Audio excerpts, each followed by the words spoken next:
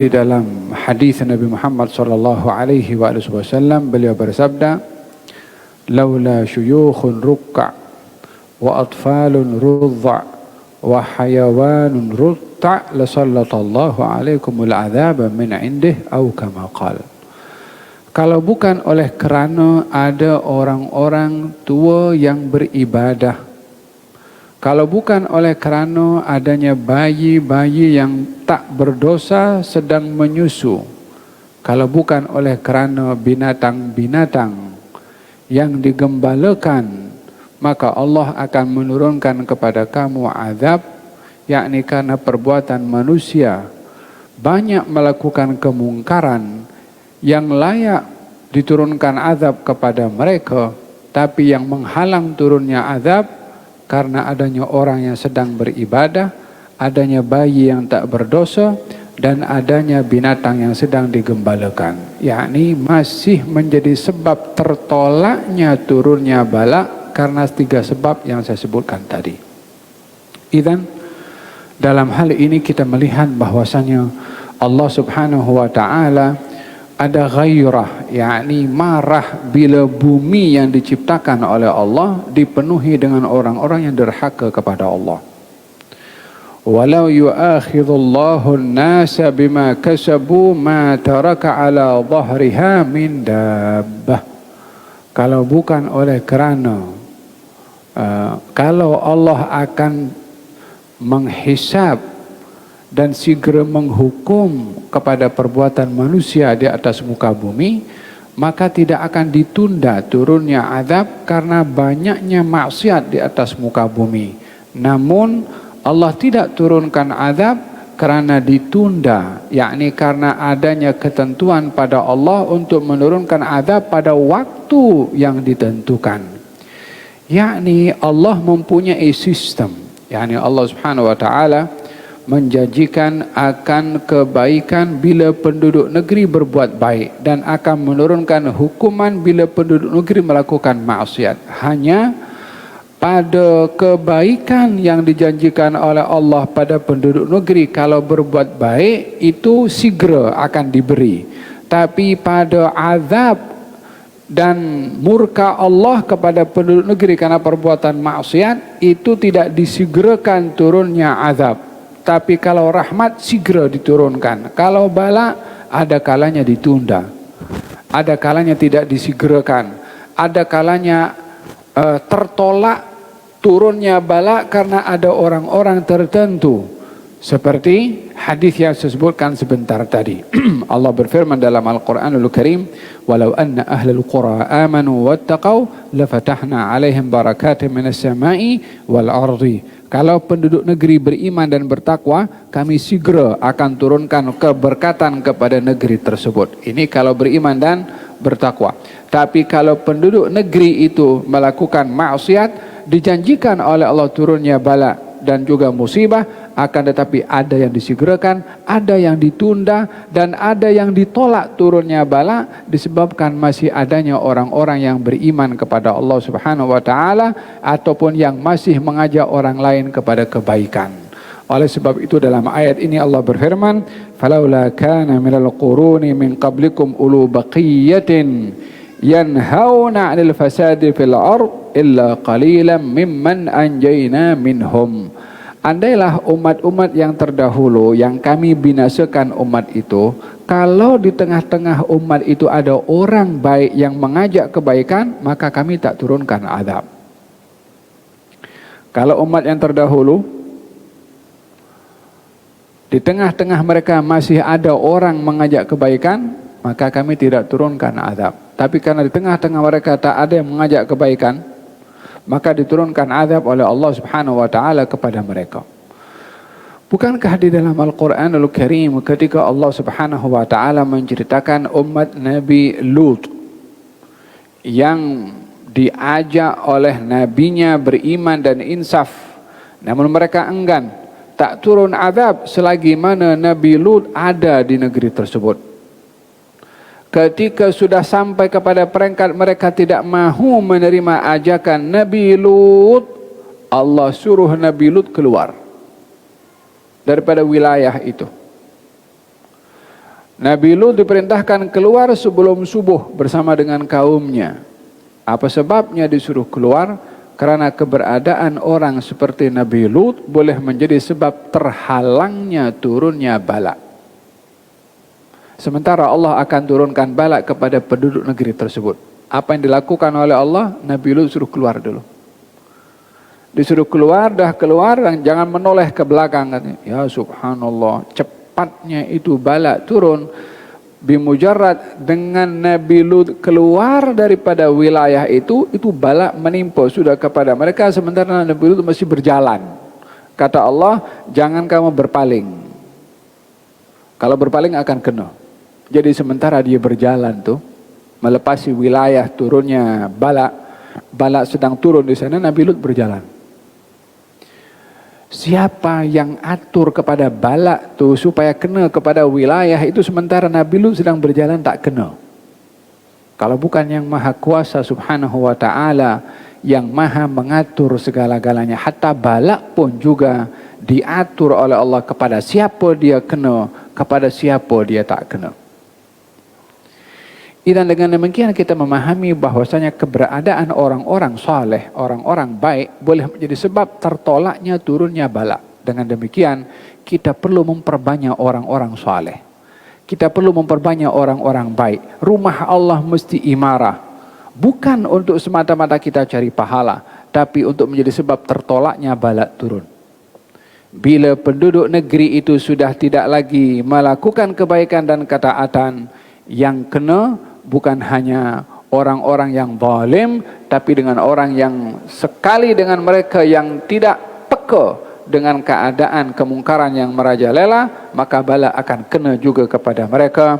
Wattaqu fitnatan la tusibanna alladhina zalamu minkum khassah. Hati-hati kamu akan turunnya fitnah atau bala yang menimpa bukan hanya kena kepada orang yang zalim sahaja, yang tak zalim pun kena juga. Dalam satu riwayat dinyatakan bahwasanya Allah menghantarkan malaikat supaya menurunkan bala di satu wilayah. Turun malaikat ingin menurunkan bala, didapati ada seorang saleh sedang beribadah di puncak gunung. Maka malaikat kembali kepada Allah. Ya Allah, di negeri tersebut ada hambamu yang sedang beribadah. Kata Allah, mulakan bala tu turun kena kepada dia dulu sebelum yang lain. Macam mana orang beribadah?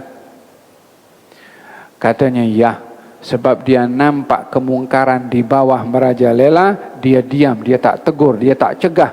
Dia hanya fokus kepada dirinya sendiri tanpa mencegah yang lain daripada berbuat mungkar. Maka as-sukutu anil mungkar mungkar. Diam kepada kemungkaran adalah mungkar. Diamnya itu sudah merupakan mungkar. Apa sebabnya? Disebabkan kita diperintahkan kalau ada orang berbuat mungkar, kita diperintahkan mencegah kemungkaran itu. Baik itu dengan tangan, dengan lisan, atau dengan hati. Adapun diam akan kemungkaran, diamnya itu satu mungkar karena pengakuan kepada kemungkaran yang berlaku. Bukankah di dalam Al-Quranul Karim Allah menceritakan lu'inal ladzina kafaru min bani Israel ala lisani Dawud wa Isa bin Maryam. Telah dilaknat orang-orang kafir daripada Bani Israel melalui lisan Nabi Daud dan juga lisan Nabi Isa. Apa sebabnya? Kanu la yatanahawna an munkarin fa'aluh. Sebab mereka tidak mencegah kemungkaran yang dilakukan. Orang-orang agamanya, agamawannya nampak benda mungkar, diam. Kemungkaran merajalela, dia keep silent. Diamnya itu adalah satu kemungkaran, dijadikan sebab oleh Allah turunnya bala dan laknat kepada mereka. Disebabkan adanya orang-orang baik, agamawan, nampak benda mungkar, dia diam. As-sukutu anil mungkar mungkar. Diam ke atas kemungkaran yang berlaku adalah perbuatan yang mungkar. Lalu apa patut dibuat oleh agamawan, oleh orang-orang mengetahui? Tegur, cegah kemungkaran, bagi tahu. Fahim dom? Walihada dalam Al-Quranul Karim Allah Subhanahu wa taala perintahkan kepada umat ini supaya ada sentiasa orang yang mencegah kemungkaran, supaya terhalang turunnya bala. Wal takum minkum ummatun yad'una ilal khair. Sentiasalah ada di tengah-tengah kamu golongan yang mengajak manusia kepada kebaikan. Mesti ada segolongan. Kalau yang lain sibuk dengan pekerjaannya, sibuk dengan kegiatannya, sibuk dengan apapun bidang mereka punya pekerjaan, tapi mesti ada golongan yang mengajak untuk berbuat kebaikan dan mencegah kemungkaran sebagai peringatan kepada mereka. Kalau tidak, bala akan turun kepada semua. Falawla kana minal quruni min qablikum ulu baqiyatin yanhauna 'anil fasadi fil ardi illa qalilan mimman anjayna minhum wattaba'a alladhina zalamu ma utrifu fihi wa kanu mujrimin. Ramai orang-orang zalim mengikuti apa mereka yang diberi kelebihan harta dan mereka sama-sama berbuat ijram. Ijram yakni melakukan kesalahan yang besar. Ya subhanallah, perbuatan zalim ini kalau tidak ada yang menyokong tak akan berlaku kezaliman. Tapi karena ada yang menyokong kezaliman, maka banyaklah berlaku kezaliman. Dan di antara mereka yang terpedaya melakukan zalim biasanya orang-orang yang berharta. Dalam Al-Quran Allah berfirman, Inna, kami Allah idza aradna an nuhlikal qura. Kalau kami ingin membinasakan satu negeri, amarna mutrafiha fafasaqu fiha. Kami biarkan orang-orang yang berada, yang ada harta, ada duit, melakukan kerosakan dengan hartanya, baik untuk dirinya atau sponsor kemungkaran yang berlaku. Di zaman kita sekarang macam-macam jenis kemungkaran yang berlaku disebabkan oleh karena orang-orang yang berharta.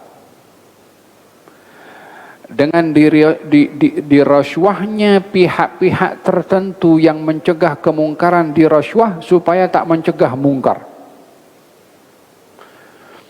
Sehingga berlakunya kemungkaran baik itu khamarnya, memasukkan perempuan untuk perzinanya, dadahnya, semua kadang-kadang lalu melalui pihak yang ditugaskan untuk mencegah benda itu. Tapi lepas juga. Apa sebabnya? Duit masuk dalam poket. Sehingga pihak yang ditugaskan mencegah yang mungkar bukan lagi cegah mungkar, justru membuka kemungkaran. Siapa yang buka kemungkaran? Orang yang sepatutnya cegah mungkar. Apa sebab dia buka kemungkaran sementara punya tugas cegah mungkar? Duit. Dan dengan demikian Allah Subhanahu wa taala berfirman, Allah bila ingin membinasakan satu negeri, dibiarkan orang yang berduit menggunakan duitnya untuk kemungkaran. Wattaba'a alladhina zalamu ma utrifu fihi wa kanu mujrimin wa ma kana rabbuka liyuhlikal qura bidzulmin wa ahluha muslihun. Tidak sekali-kali Allah akan membinasakan satu negeri karena kezaliman sementara penduduk negerinya masih ada orang-orang yang memperbaiki kezaliman itu. Maksudnya setiap zaman ini tak boleh ada zaman yang semua penduduk negerinya semuanya tidak zalim. Setiap zaman mesti ada ma'ruf, ada mungkar, ada hak, ada batil, ada taat, ada maksiat, ada orang baik, ada orang jahat. Mesti.